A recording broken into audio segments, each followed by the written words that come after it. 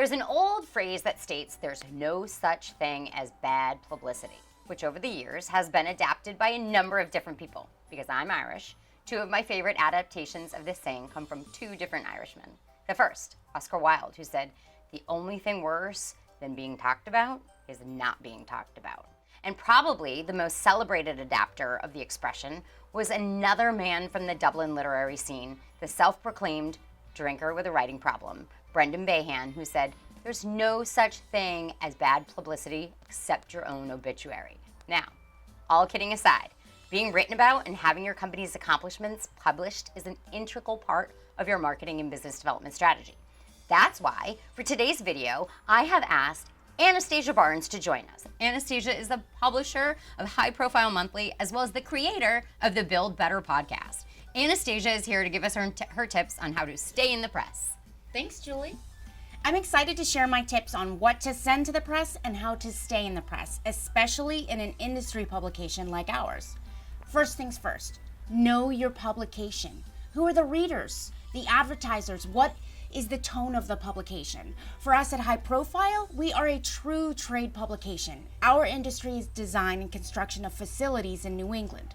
We report on the who's who and what's happening. When you send us or any news outlet a press release, get straight to the meat of your press release. Keep it brief and concise. Readers have little time and short attention spans. Stick to the facts. We want the who, what, where, when, and why of your news.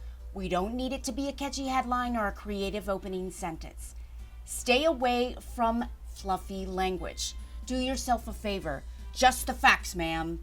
Don't write an advertorial. Advertising is an excellent way to get your brand out there, but you don't need it in your article. Save that for your ad.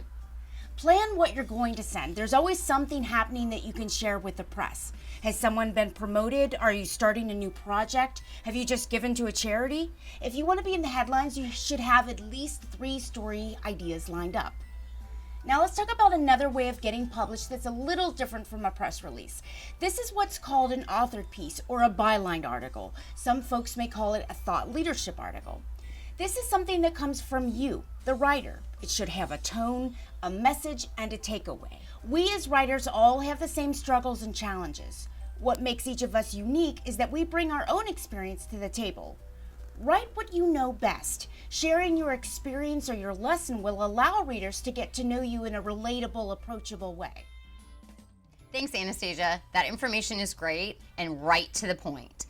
I would be remiss if I didn't mention that you should also try to foster a relationship with the publishers of the various newspapers and magazines. Doing so will better help you understand exactly what they're looking for throughout the editorial calendar. Anastasia, would you like to give the audience the quote of the day? Sure. The quote of the day is stick to the facts and write what you know. That's it. Yeah, I went down a big rabbit hole the other day and Googled how long do dogs live and then cried while I was drinking tequila. That was a horrible afternoon. Then I love that. That was a horrible afternoon while I was drinking tequila. Oh, Madeline, hi, love. That's really funny.